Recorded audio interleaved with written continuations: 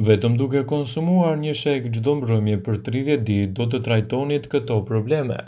Studiuesit zviceran kanë vërtetuar se antioksidantët tanin që gjenden te shega konvertohen në sistemin e tretjes në një kompleks që duket se ngadalëson plake, një proces natyral që dobëson qelizat dhe shkakton humbjen e masës së fuqisë të muskujve me vitet e kaluara.